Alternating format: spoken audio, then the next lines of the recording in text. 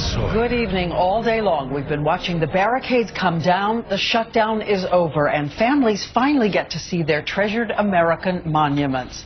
But there are still so many burning questions around this nation tonight. What about the cost of the 16-day spectacle? And what about the man who led the shutdown forces? Will he try to do it again? ABC's chief White House correspondent Jonathan Karl had a chance to ask just that in an ABC News exclusive. Vice President Biden dropped by the EPA this morning to greet returning federal workers. The shutdown ended after President Obama stared down House Republicans reopening the government without making any of the big changes to Obamacare they demanded. But he is not declaring victory. Let's be clear. There are no winners here. No winners indeed. The 16-day shutdown cost, by one estimate, $24 billion and hurt U.S. credibility around the world. The president placed 100% of the blame on Republicans. You don't like a particular policy or a particular president? Then argue for your position. Go out there and win an election. Push to change it. Okay. But don't break it. The showdown left the Republican Party battered in the polls, with party leaders placing the blame on Senator Ted Cruz, green eggs and ham, who kicked off the showdown with his nearly 22-hour talkathon last month against Obamacare. In an exclusive interview with ABC News today, Cruz was as defiant as ever.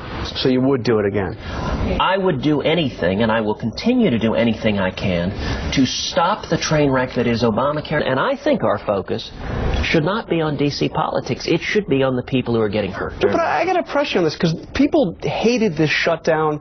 They hated this impasse. And this was seen as the Ted Cruz shutdown. You, more than any single individual, were seen as the one that triggered this crisis to begin. And I agree that a lot of D.C. politicians tried to call it that, and a lot of the media did too. But talk about public opinion nationally. Well, look, let me be very clear. I said throughout this, we shouldn't have a shutdown. I don't want a shutdown. I repeatedly voted to open the government. There never would have been a shutdown if you hadn't gone with the strategy of saying we're not even going to fund the government for 6 weeks and you know unless we can defund Obamacare. You know what, John? There never would have been a shutdown if Harry Reid and President Obama hadn't said we will not compromise, we will not negotiate, shut the government down.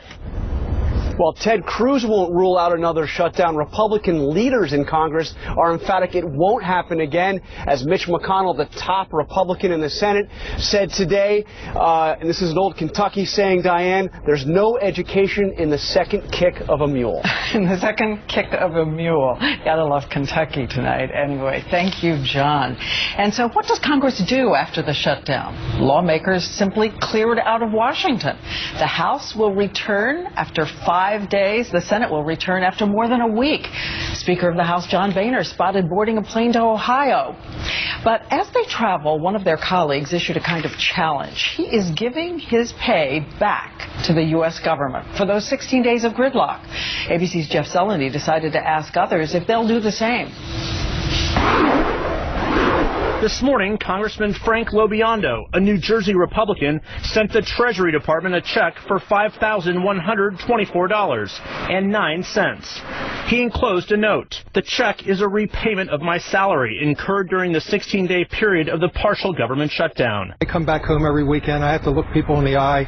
The idea of me keeping the money just was unconscionable. Since it was Congress that shut the government down, one of the top questions you asked us, should they get paid? Some lawmakers were defiant. Are you going to keep your salary? Absolutely, I'm going to keep my salary. Yes, I'm going to continue to take my salary. I'm working. Everybody that works gets paid. But now that the shutdown is history, how many Congress members will do what LoBiondo did and give their paychecks back? We wanted to ask lawmakers, but on the day the government turned on, Congress took off. The hallways here on Capitol Hill, empty. So we picked up the phones. ABC News called or emailed the office of every single member of Congress and senator who voted no last night on reopening the government. Is Senator Risch planning on cutting a check to the Treasury? 33 said they would return or donate them to charity. Republican Chris Collins of New York is giving his to the Boy Scouts. 116 did not respond. Only 13 members said they were keeping their salaries. A spokesman for Representative Jim Bridenstine of Oklahoma said he worked harder than ever during the shutdown. Congressman LoBiondo has this message for his colleagues. Every member is going to have to go back to their constituents and look them in the eye and be able to tell them what they did and why they did it. Jeff Zeleny, ABC News, Capitol Hill. And if you